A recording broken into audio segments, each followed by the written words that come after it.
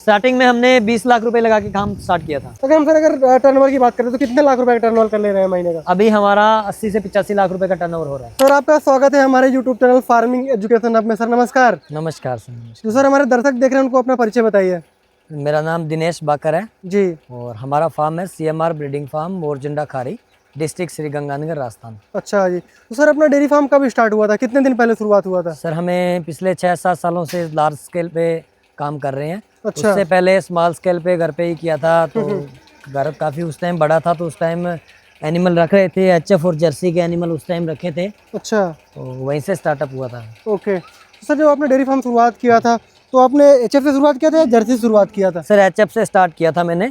अच्छा। क्योंकि जो डेयरी फार्म स्टार्टिंग के लिए अपने को जो फार्म स्टैंड करना है तो उसके लिए HF की हेल्प अपने को लेनी पड़ती है। अच्छा। क्योंकि उसका मिल्क प्रोडक्शन भी अच्छा होता है और थोड़ी इजीली मिल जाती है। इजली मिल जाती है। जैसे अभी मैं देख पा रहा हूँ जर्सी की क्वांटिटी काफ़ी आपके फार्म में बढ़ गई है, तो जर्सी की क्वांटिटी कैसे क्या बढ़ गई? HF में काम ना करके आप जर्सी को क्यों चुन लिया? हमें डे 1 से ही वैसे तो जर्सी काफ़ी पसंद है और जो मैं और मेरा पार्टनर वो काफ़ी टाइम से फील्ड के अंदर भी जर्सी के अच्छे एनिमल तैयार कर रहे हैं लोगों के घरों में भी। क्योंकि इसका क्या, एक तो मिल्क प्रोडक्शन भी अच्छा है और डिजीज़ नहीं है, बिल्कुल भी कोई भी सिंगल डिजीज़ नहीं है। अगर इनका थोड़ा मैनेजमेंट अच्छा रहता है तो HF का अगर कंपेयर करें जर्सी से तो इनमें कोई भी डिजीज़ नहीं है और इनका कॉस्ट है वो कम आता है। जर्सी का कॉस्ट कम आता है, दूध की क्वालिटी अच्छी होती है, फैट परसेंटेज भी अच्छा होता है। ओके। अच्छा, तो टोटल सर अपने पास कितना एनिमल है? टोटल अभी अपने पास 83 एनिमल है सर। 83? जी सर। 83 में से जर्सी कितना है और HF कितना है? ये करीब 30 के करीब जर्सी है। अच्छा। बाकी HF ही है सर। अच्छा, 30 के करीब जर्सी हैं, बाकी 53 के करीब है HF। मिल्किंग एनिमल कितना है? मिल्किंग अभी 28 एनिमल मिल्किंग पे है। क्योंकि लास्ट टाइम कुछ मिल्किंग जो एनिमल काविंग हुई थी वो एनिमल सेल किए थे। अच्छा। और अभी हीफर जो है हमारी वो भी प्रोडक्शन में आने वाली है, अप्रैल तक काविंग होने वाली है। तो अभी उनको आगे आगे चलता रहता है, दूध का जो हमारा लेवल है पूरा का पूरा मेंटेन रहता है। तो सर जो अपने पास जर्सी है कितने लीटर वाली जर्सी है?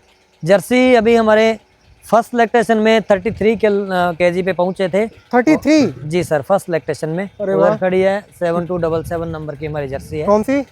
उधर खड़ी है, अभी मिल्किंग हो गई है उसकी। तो वो जो उधर खड़ी है वो नहीं, वो तो 40 के करीब है, वो तो थर्ड लैक्टेशन जर्सी है। 40 के करीब देती है? जी सर। ओ, और ये जो गाय अभी खड़ी हुई है सर ये फर्स्ट लैक्टेशन है जर्सियाँ और ये भी नियर ड्राई है।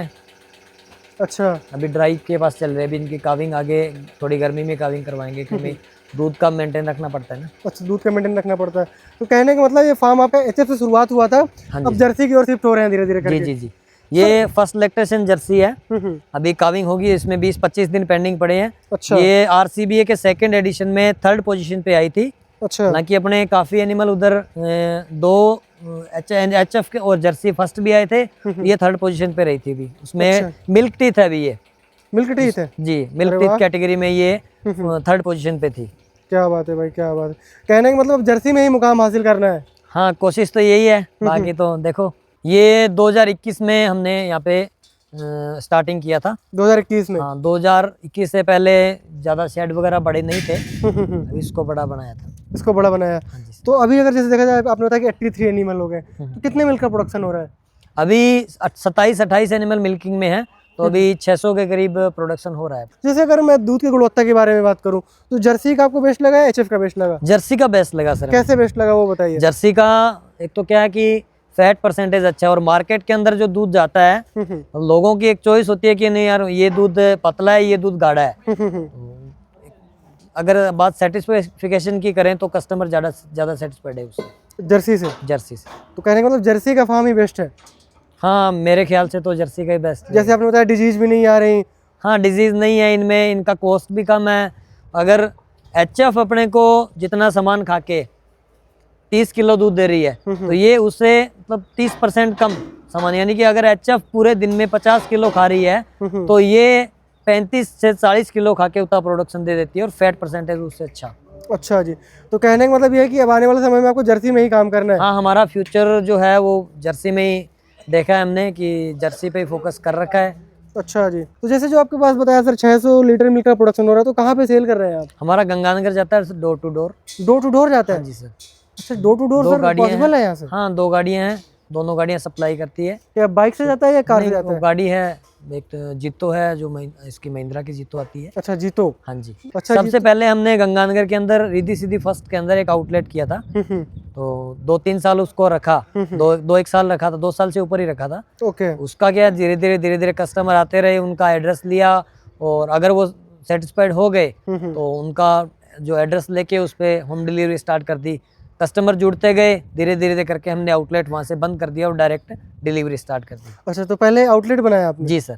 तो आउटलेट तो ज़्यादा बेस्ट था सर। आउटलेट से तो एक जगह, एक ही स्थान से आपका पूरा दूध सेल हो रहा था। एक ही स्थान पे, पर वो क्या ना कि एक टाइम के अंदर, अभी जैसे 2 गाड़ियां घूम रही है तो आउटलेट मार्केट के अंदर जो व्हीकल वगैरह आते हैं, और उसके अलावा बहुत सारे हमारे कस्टमर ऐसे हैं जो एज ए गवर्नमेंट सर्वेंट में हैं, और जिनको 8 बजे या 9 बजे या 10 बजे ड्यूटी का जो फिक्स टाइम होता है उस पर जाना होता है। तो अगर वो नहीं होते हैं तो फिर अगर लेडीज जाते हैं घर में काम वगैरह, वो थोड़ा डिस्टर्बेंस होती है, तो उस चक्कर में होम डिलीवरी स्टार्ट कर दी हमने। दूध हमारा 50, 52, 55 रुपये जो दूरी के हिसाब से तय, जैसे नज़दीक में तो उसमें थोड़ा कम टाइम लगता है, और अगर थोड़ा दूर है तो 55 रुपये जाता है। 55 रुपये जाता है? हाँ जी सर। तो क्या लगता है एवरेज पूरा क्या आ जाता है 600 लीटर? एवरेज 52 रुपये के करीब आ जाता है, 52 रुपीज़ पर लीटर। 52 हाँ आ जाता है कॉस्ट निकाल के, और 46 इन हैंड आते हैं। इन हैंड आ जाता है। हाँ जी। तो इसको कहाँ कहाँ पाला जा सकता है जर्सी गाय को? जर्सी ऑल इंडिया में हर, गंगानगर का जो टेम्परेचर है ना, उसके अंदर गंगानगर में 0 डिग्री से लेकर 55 डिग्री तक का टेम्परेचर हो जाता है। अच्छा। तो इतना ज़्यादा वेरिएशन है, जब गंगानगर के अंदर कोई एनिमल रह सकता है तो वो ऑल इंडिया के अंदर एनिमल रह सकता है। हाँ, गंगानगर में गर्मी भी अच्छी हाँ, खासी गंगानगर में जो एनिमल अगर मैच्योर हुआ है, जो एनिमल पला बड़ा है, वो उसको ऑल इंडिया आप कहीं रख सकते हो, क्योंकि गंगानगर से जितना वेरिएशन कहीं नहीं है। बिल्कुल। अगर यहाँ पे मिनिमम सबसे कम रहता है और मैक्सिमम सबसे ज़्यादा रहता है। अच्छा, मिनिमम भी कम रहता है और ज़्यादा भी रहता है, टेम्परेचर आता जाता दोनों रहता है। जैसे मैं मिल्किंग पार्लर की बात करूँ तो बड़ा आपने माइंड सेट लगा के बनाया है सर। कहाँ से आपने टेक्निक अडॉप्ट किया अपने फार्म में? जैसे मैं देख पा रहा हूँ जुगाड़ वाला मिल्किंग पार्लर मुझे दिख रहा है। ये क्या है कि स्टैंडिंग पार्लर बनाया है, क्योंकि इसमें एक तो कॉस्ट भी कम आती है compare to fully automatic parlour से। अच्छा। क्योंकि धीरे धीरे वही है कि भी एक चीज पे काम करेंगे, जैसे ब्रीड पे हम काम कर रहे हैं, इनसे जो रेवेन्यू जनरेट होता है एनिमल से, जो प्रॉफिट आता है वो हम नेक्स्ट जनरेशन पे देते हैं। जैसे आगे ये बच्चे तैयार हुए हैं, वो ये काफ है, ये आगे हीफर है, उससे आगे अडल्ट हीफर आ गई, प्रेग्नेंट हीफर आ गई। तो अगर पार्लर वगैरह या इन चीज़ों पे कॉस्ट अपना खर्चा बढ़ाएंगे तो फिर इनको नहीं दे पाएंगे ना। अगर ये जब तैयार होती रहेंगी तो उसके बाद में पार्लर वगैरह जो मर्जी बन लगा उसमें कोई नहीं है। अच्छा, कहने का मतलब ये है कि पहले आपकी, मुझे सोच अच्छी लगी, पहले आपको फार्म को ग्रो करना है। हाँ जी। फीफर तैयार करना है। जब फीफर आ जाएगा मिल्क प्रोडक्शन बढ़ जाएगा, एनिमल की ग्रोथ हो जाएगी, मतलब एनिमल की संख्या बढ़ जाएगी।